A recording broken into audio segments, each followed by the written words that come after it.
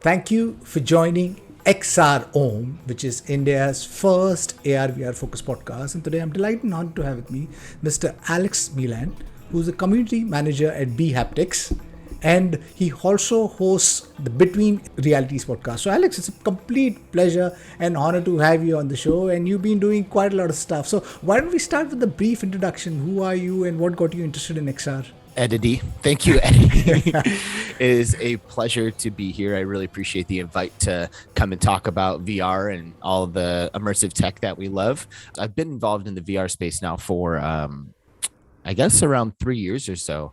I kind of started to figure out what was going on as I started to see some videos pop up online, and the PSVR was like slowly starting to come around the corner. And I remember I had a chance to go into a Best Buy, a store here in the States, and try a PSVR.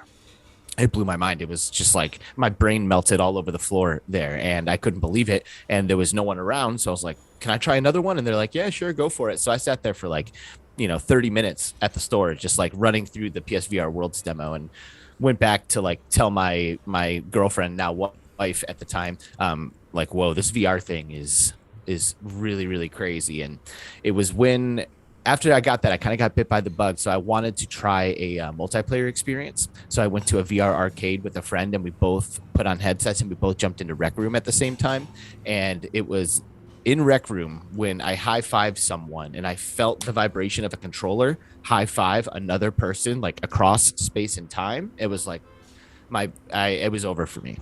And ever since then, I've just been like pedal to the metal, virtual reality, immersive tech, like doing everything I can to get as involved as possible and creating content and just like reaching out and becoming a part of the community. And I love it. It's amazing. Lovely, Alex. Yeah, it's a super. I really appreciate you sharing your journey and how you got introduced to AR, VR. I mean, virtual reality. So I've got like a similar kind of story. I got introduced to virtual reality back in 2015 when one of my clients asked me to create content for virtual reality, and I didn't even know what virtual reality was, and they wanted me to capture these luxury resorts in stereoscopic VR. And in early 2015, there was hardly these few companies which had like a stereoscopic VR camera. There was the Google Odyssey, there was the Facebook, and the Nokia Ozo, and we built our own stereoscopic virtual reality camera, a 16 camera virtual reality camera. At that point in time, this was late 2015, and we also built a robotic dolly, and so and the reason I did this, because with the first time when these clients gave me the virtual reality headset, and when I experienced that, and I was like, wow, how cool is that, and yeah, so I think immersive tech, Metaverse, which we all talk about, it's so gonna completely upend how we educate, the healthcare industry, the gaming. I don't think there's a single industry which immersive tech, Metaverse is not gonna touch. So I'm super excited and privileged to be part of this ecosystem, play a small role, and I get to converse with leaders such as yourself who've been invested in this space. So why don't we start by explaining what is haptic feedbacks, and then maybe you can introduce what you guys are doing and what you guys are building at Bhaptics. Yes. Everybody here in the 21st century now is pretty familiar with haptics, even though you may not know it. Basically, every smart device has haptics built into it. So if you're on your phone and you feel that little bump or that little beep, it's like you're cruising through stuff. It's like zzz, like that little bump right there. That's technically considered haptic feedback. And, without going too far down the rabbit hole, haptics can be anything that is like simulating your senses in a simulation. Like if you had like a smellometer and you were smelling something, that would be considered haptics as well. So it's kind of like emulating the senses while we're using our technology. So Bhaptics is a wearable consumer haptic suit company, and we are the creators of the Tac-Suit X40, which, guess what, I have right here. Wow. This is it. This is the Tac-Suit X40. It is a haptic feedback vest that has 40 actuators in it, hence the X40, right? There's 20 on the front arranged in a grid, and there's 20 on the back arranged in a grid. And each motor on this vest can be individually programmed and can be fired in a pattern or in conjunction with the other motors on the vest. So for example, let's say there's like a fire effect, like my character in a VR game walks across fire, we can trigger the haptics to go up in a wave from the bottom to kind of simulate the feeling of flames lapping at your suit, or if there's an explosion from the middle, we can like start it in the middle and send them out to the outer edges to kind of give you this feeling of this expansion on the vest. So this thing is absolutely amazing, and especially for VR gaming, it creates an unparalleled immersive experience with a proper implementation. The end goal of virtual reality is to simulate the physical world, because I mean, the name itself says virtual reality. So what we're trying to do is basically simulate everything, and we have managed to simulate a visual, now simulating the audio with the binaural spatial or audio sound, and now we are getting into simulating or touch and feel. I'm super excited about this. Talk to us more about this. What are the use cases? Arcades, these LBVRE. Where has it been deployed? What has been the response? So yeah, do talk about your product. I will. Bhaptics has been around since 2015, if I'm not mistaken, and really started out as an LBE location-based experience company. Arcades, right? Like we would make deals with arcades and send them like a whole batch of vests, and we also have like armbands that go around the arms, and we have face pieces that if you're getting hit in a VR game, you can kind of feel it happening up here on your face. We even have feet attachments, so when you're landing from jumps, you can kind of feel the impact of the ground. Really cool.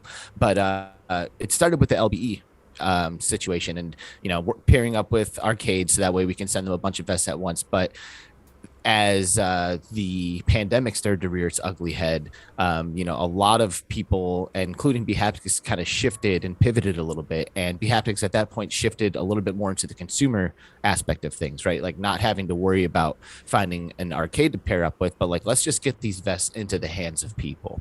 So the X16 and the X40, which are currently the flagship models of the vests, came out to meet that need of the VR gamer at home who wishes that they could have some of this cool stuff, but can't go out into public, can't go to VR arcades or any of that. So all of our devices are priced for consumers and are available modularly, so that way you can kind of build your kit as you go. The vest is kind of where everything kind of revolves around, and the X40, the one that I just showed you here, this is available for $499 US, which is within reach for a lot of VR gamers and tech enthusiasts. Our other model, the X16, has 16 motors in it, 8 on the front and 8 on the back, and that goes for $299. So that's a vest that's like, if you can scrape together enough change, you can make it happen. You know what I mean?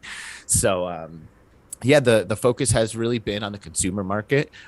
We are selling tons and tons of vests all the time, and we spend a lot of time and energy making sure that the library of natively supported titles is continuously growing. The Oculus Quest is undoubtedly a huge success. So many people are getting into virtual reality as a result of the Oculus or Meta Quest, whatever we're calling it these days. And with that, once people kind of get bit by that virtual reality bug, they want more. They want to increase their immersion. They want to make it as visceral of an experience as possible. And they're finding that Bhaptics and the wearable haptic devices is the perfect thing to make that happen. Lovely. So you said you have this vest. You also have a glove. The vest, you mentioned there's 40 actuators, which can be individually programmed. Yes. Talk to us a little bit more about that. If we are a developer, how does one go about doing that? How does one go about individually creating those haptic feedbacks? So it sounds like it might be a lot of work when you're like, oh, wait a second, there's 40 actuators and I need to individually program each one of them. It's not exactly what it means. It just means that each one is unique and individually controlled, I think is a better way to put it. So we have an SDK for developers to use to integrate our hardware into their programs or into their games. And it makes it really approachable and really, really easy. I'm no developer, but I'm told that it's as simple as like plugging a subtitle into a scene with the haptic file. And the haptic file is created using a web-based tool that Bhaptics has developed that basically like allows you to just draw on a model of the vest and choose which actuators are going to fire, or you can select individual ones by clicking on them. You can use a slider to change the intensity of each one. And when I'm doing haptic designs for games, I'll dream up what it should feel like. Maybe a monster spit a bunch of like slime at me, and that's the haptic design that I want to develop. So I'll go into the web designer, and there pops up, and there's an image of the vest with its 40 actuators on it, 20 here for the front and 20 here for the back. And I'll say, okay, well, I'll start it at the top and I'll like draw from this actuator to that actuator, and you can change how long it takes to get from the top to the bottom. And I'll kind of maybe I'll layer it a little bit. So there's like some lines that go down. I'm like, okay, yeah, that kind of cool. That kind of feels like there's something sliding down now. That's good. So it's not like I have to go in and be like actuator 21B trigger at this intensity. It's like, there's an SDK and there's software that can be used for it. So even non-developers like me go in there and create haptics and send them over to the developers. They plug them in, and then we try it, and it feels great. It's awesome. I think maybe this decade or so, maybe we'll be able to build these touch and feel solutions which could get really real. And right now when we say real, that the reality itself is, it's something that it's too very kind of deep to understand, so but yes, I mean, we are I think, with this haptic feedback thing, I think it's going to completely evolve. It's got there's a companies who are working on neuroscience, brain computer interface, where they will kind of just possibly maybe tweak a certain area of your brain, and you will be able to kind of taste things and smell things and feel things. So we getting into exciting as well as a scary space. You guys also have haptic feedback gloves, right? Would you like to talk about that? And who are your customers? When you said LBVREs, I mean, at this point in time, LBVREs have been hit really, really bad. But I think that has been such a route to drive adoption of XR. How is that industry recovering after the COVID? I think LBE is making a comeback right now. I can't speak to any specifics on that, but my overall feeling, just speaking candidly, is that it's starting to see a little bit of a resurgence. I think a lot of people, got COVID, got over it, and are like trying to go back to just like having fun with their friends and family and just doing things, and I think people are less and less scared every day, and I see VR LBE experiences coming back. There's a lot of people out there that wholeheartedly believe that is how people will primarily consume VR, is by, I don't want to have the computer, I don't want to have all the stuff, I just want to go to the place and do the thing and walk away and not have to worry about all of it. Almost like going to a restaurant. It's like, you could have cooked food at home, but why didn't you? Because you make a mess, because it takes a lot of time, because you got to do all the setup, blah, blah, blah. You and your friends can just jump in the car, drive down the street, and go into like the most badass VR experience of all time. It might be worth it over buying a computer, buying a headset, all that. So I totally see the value of LBE and why people would think that is the way virtual reality will be experienced. I personally do believe that consumer VR is where it will be. I think that the headsets are going to just get lighter, and maybe we'll switch to cloud computing, so you don't even need to have the computer at your house or whatever. But for the most part, I think that LBE definitely has the seat at the table for a while, if not forever. There's a lot of people that believe that. I saw one conversation that really got me thinking, and they were saying something along the lines of that adult entertainment and virtual reality will be an LBE based thing, where like people will go to the adult VR place and leave it there, because who knows what kind of peripherals and gadgets would exist in a place like that. You know what I mean? That's going to be like a huge market opportunity once that opens up, because I mean, sex industry, I think it's the biggest industry, and if you tap it, with haptic feedbacks, virtual reality, I think it can blow up insanely. You guys have a haptic feedback gloves, right? Would you like to talk about that? Yes, I will. So the Tact-Glove is what we're calling it. We just unveiled at CES this year in January in Las Vegas. So it is still it's still not available yet. Like, right, we're still not selling it, but we are taking applications for developer kits right now. So if you are a hand tracking developer out there and you're interested, feel free to contact Bhaptics, and I'm sure we can set something up. But the idea here is the Tact-Glove is to be a consumer available haptic feedback glove to be used in hand tracking applications. Hand tracking seems to be an important thing to a lot of people, especially people who are kind of getting into technology and VR for the very first time. When you stuff controllers in their hands and they're not a gamer, like the thumbsticks don't feel natural, the buttons don't feel natural, the triggers and the grip button, they have to learn all of that stuff. And it's way more intuitive for people to be able to use their hands. So I feel like people want to be able to use their hands in virtual reality, but because there's no input methods and because there's no haptic feedback, it really is not a viable method, in my opinion. Like playing a hand tracking game without any form of haptics is like it's like you're pawing at thin air and trying to convince yourself that you're interacting with something. Well, the gloves that have been developed by Bhaptics, which we're very proud of, will be available for starting at $299.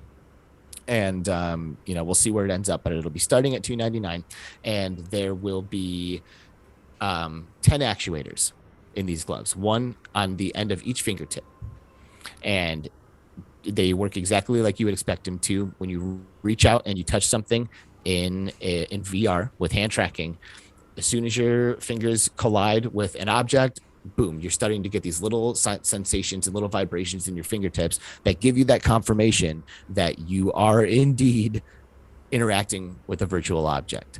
And my favorite application so far is with unplugged air guitar, which is a hand tracking application available on the Quest, where you're playing air guitar, literally just like this. And when I first played it, I didn't love it, because exactly why you might feel like, because I couldn't feel anything. I'm just like, there was no tactile confirmation that I was doing anything. But then I put the gloves on and I tried unplugged air guitar with the gloves, and you hold these fingers down and you can feel these fingers. You hold these two fingers down and you feel those ones. Every time I strum, I can feel it in my thumb and in my index finger. And I was like, oh boy. And it fully surpassed me. When do you think we'll realistically be able to, touch, feel, and experience the way we experience things in real life? How far out is that? Is that even possible? I think that is possible the way that you were mentioning it. I think it's possible with like brain takeover. Like if we had some kind of brain interface that could like swap a synapse in my brain to like tell me that I am seeing or feeling something, I can totally see that as a potential viable way to deliver experiences in the future, which is, like you said, a little scary, but I totally see that as like the way, if we want to get it as close to life as possible, I think that's how it's going to be done. Wearables and like external, like it's I think we're really far away from delivering the sensation that your nerve endings can deliver. Like if my fingertip like touches the top of my desk, I can feel a tiny grain of sand underneath that. Like it's so precise. There's so much information on my fingertips. My eyes are so capable of absorbing each little tiny wave / particle of light around each corner, like it's amazing. And I think that we will be delivering very compelling and very immersive and amazing experiences by 2030. But I do not think it's going to be like real life. You know, 2030, I could see a handful of different haptics being wrapped up into a single package. You know, like a lot. There's a handful of companies that are doing the like electro stimulation stuff, like Tesla Suit or OWO, and they are electrocuting you to create like bite sensations or like scratch sensations or like poking sensations, and those feel amazing. You know, they're really cool, but they are actually painful and they are actually uncomfortable, which I think has a place in the world, not for gamers, consumers at home. You know, I don't think people want to actually experience pain just when they're like chilling at their house playing, you know, Half-Life Alyx. But I can see how wearing something that would allow me to either experience the vibrations or slash and the pokings or slash and the smells, you know. So I can see a lot of these different ideas kind of coming together and existing simultaneously. And I think we'll probably see something like that by 2030, where there's like something that you can wear that will give you like these 3 or 4 different types of physical feedback. But I think we're still so far away from emulating the real world experience that we'll probably just hack into the brain before we come up with a suit that's capable of delivering that. I mean, because the holy grail, I think, of virtual reality is like a full dive VR. We all talk about, and we want to, the ones who are vested in the space, you know, say that okay, we're gonna get to that. And I think the only way we'll reach over there is through brain-computer interface, I guess, you know, because I believe the acceleration and the evolution of technology is miniaturizing technologies, and it will create these glasses, you know, maybe in the next 5 to 10 years we'll have maybe AR VR glasses as light as this, and I think possibly beyond 2030 we'll actually maybe be able to completely understand how our brain wires and fires and possibly map it to a computer and able to then understand the language of the brain, and then maybe someday like the Black Mirror. I can see your face, yes. But you know what? I think that's the future that maybe we are going to go. I know that, you know, that virtual reality in the 10-year space is going to be magical for consumers, and it's going to be magical for enterprise. The metaverse, the value it's gonna add, you know, everything which is physical is getting digitized. You know, in fact, my son was in a physical school, I mean, till COVID, and we were paying a bomb, and then India has started this online school, and it's minus 10 times the price. It's the same curriculum, and it's online. It's beautiful. Now, when the only drawback is that physical experiences, right? Like, when does that happen? Will haptics play a role in that, you know, making my son maybe possibly sit in a classroom of people, you know, and those students could be like sitting anywhere in the world, and he could give a high five, like you said, the first time you reached out, and you know, would that be a world? I mean, I don't really know, but I'm excited for the space because I'm in this technology, and I think, yeah, I've been excited, but I guess, you know, we need to kind of have a concerted effort, directed in a space where it goes. You've been nodding, and I think you want to chime in and put your words about the full dive VR. Would you like to add on to it?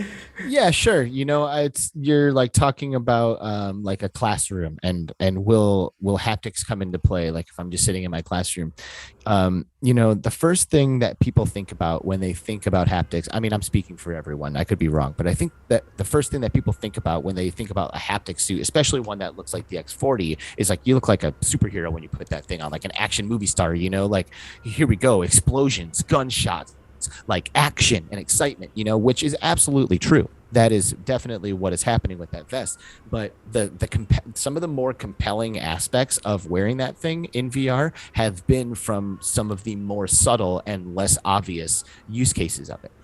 Half-Life Alyx is basically the gold standard of VR gaming right now. There's an amazing haptics mod, the Haptics mod, that you can use to wear this haptic suit and play Half-Life Alyx with it.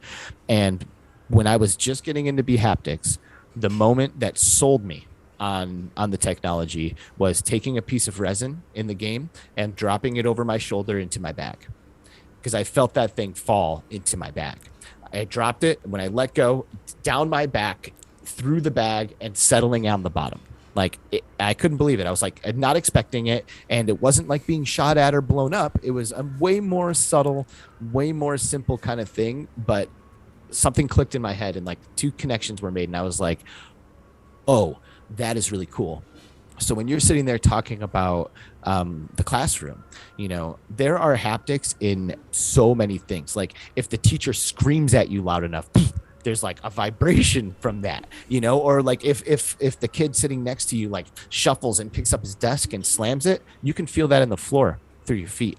And I think that when all of those little tiny subtle haptic experiences are able to be conveyed, that we'll feel so much more connected to the world. And I do think that there will be some value in that. I think it will help your kids feel like they are sitting next to that person. Exactly. So I was on a website and it said audio based haptics. Didn't understand that. Would you like to unpack that? Yes. So there's the primary way of using the Bhaptics kit is by playing a natively supported title. This is a game that has used the Bhaptics SDK to integrate haptic files, so that way when you pull a trigger, there's the recoil. So that way when you heal yourself, there's the healing pattern. But not every VR game has taken the Bhaptics SDK and integrated it. That's one of the big parts of my job, is connecting with developers and saying, hey, listen, this suit is awesome. Let's get it working in your game, but not everyone can take the time. Not everyone meets our standards, and it's impossible to make every game take the time to integrate this thing. So let's say your favorite game doesn't natively support Bhaptics. We have the additional functionality of what we call audio to haptics, where it will take the audio signal from the game and translate it into haptic feedback to your vest. Now, what we do to make that better than just taking the sound and garbling it and putting it on here, is allowing our users to use some software that we've developed to fine tune the frequencies and activation ranges of those frequencies, so you can filter out certain aspects of the audio that you don't want triggering on the haptic vest.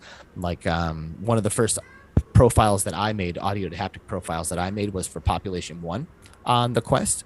And that's a multiplayer game where you have your team in a party chat, like in your ear.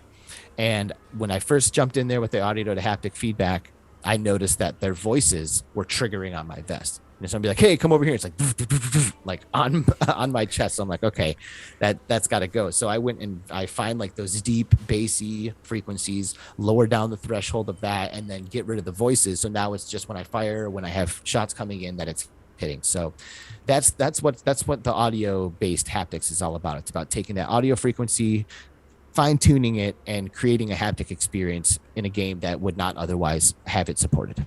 Oh, lovely. How cool is that? So supposing if you're possibly playing a song, you can actually feel the music and you can kind of like fine tune it to those specific frequencies which are working for you, making you feel good, and letting go of those other frequencies. Lovely. Yeah. So totally. What's cooking up for Haptics? What's coming next? Is there anything that you guys are doing which you guys would like to share with the audience? Yeah. Like I said earlier, we are like fully 100% on getting as many VR games natively integrated as possible.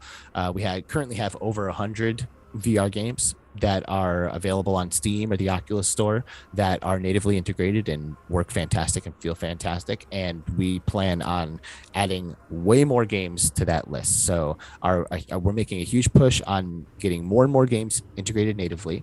And later this year, the gloves will be coming out. So of course, we will be doing our best to get as many hand tracking applications working with the gloves as we can. So I think that that's what everybody can expect from us this year is more and more games on the Quest and on Steam that are going to be compatible with our suit. And of course, the gloves coming out, making hand tracking games a lot more compelling. India is a huge ass market opportunity. 1.3 billion people, and currently we have somewhere around 2,500 XR startups in the country. And then, even the government is kind of supporting the ecosystem because the metaverse has created this huge buzz and hype, $8 trillion opportunity. Everybody's kind of jumped into the bandwagon. Do you guys have any plans for India? Is there any like a distributor?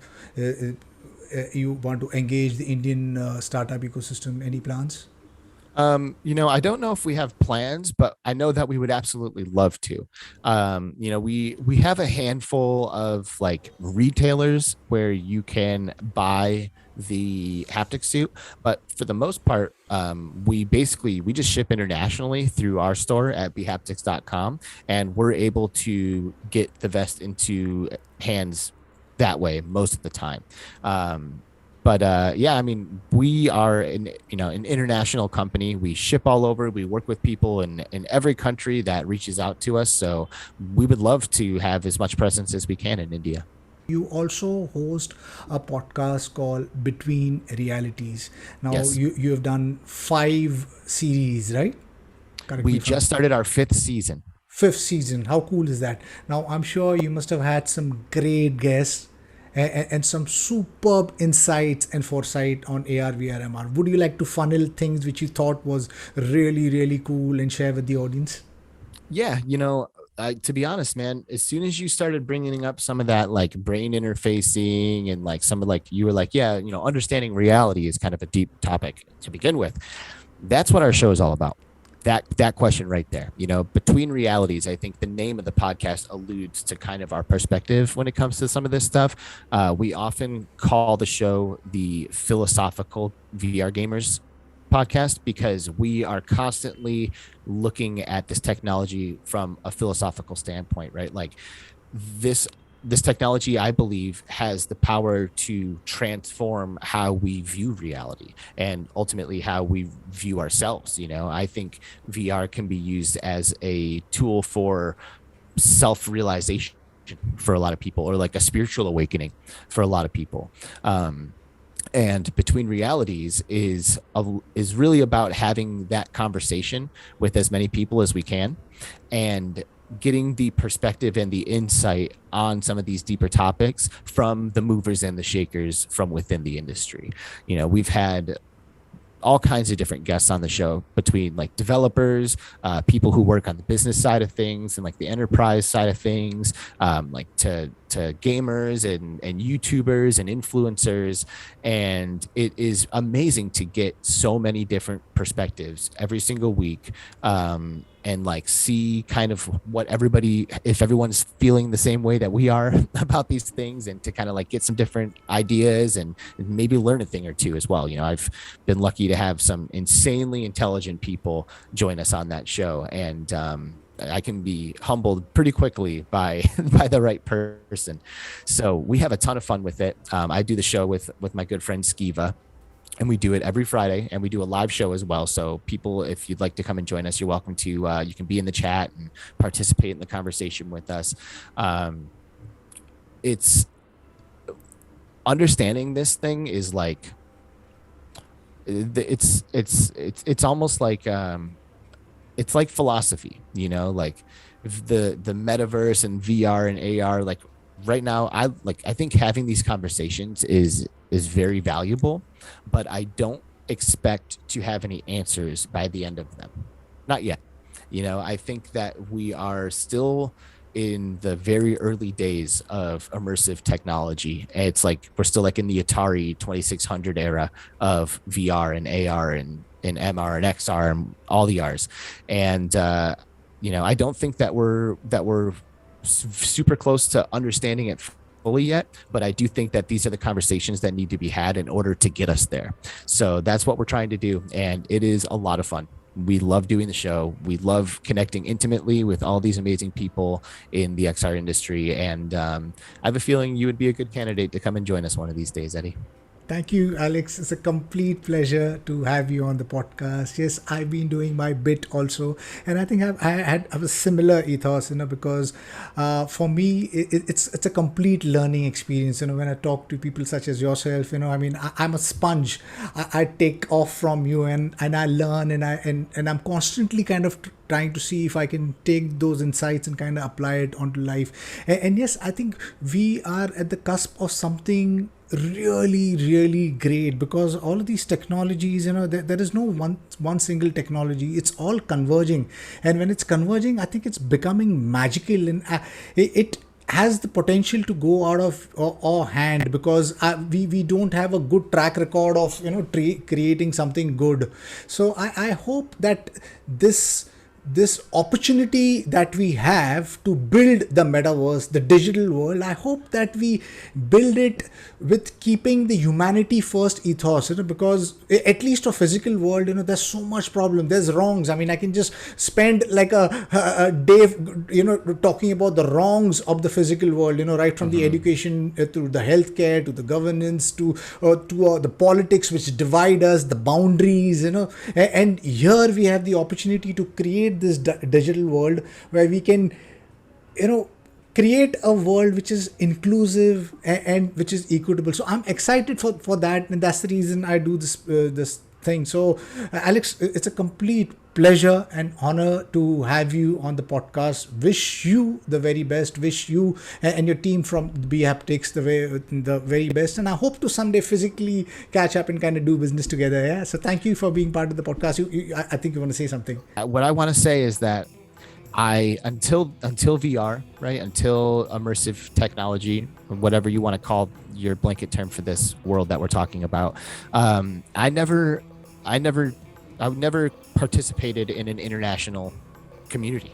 Like I often forget that we have cultural differences, because I'm so used to connecting intimately and agreeing and vibing with people from all different countries all over the world, that like I forget that there might be something that I could say that would offend you just based on our cultures, or like, oh, if I go to India, I need to remember to not do this or this, because I'm not thinking about any of that.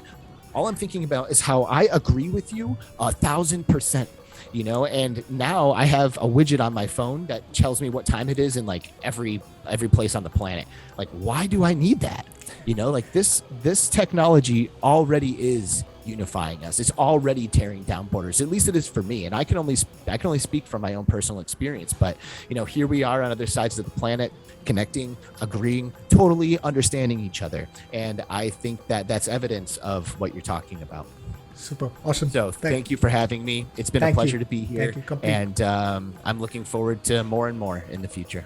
Lovely. You take care, and God bless you, and thank you for being part on the podcast. And to my listeners, if you like what you see and hear, then please press the subscribe button. Until next time, see you guys. Bye-bye.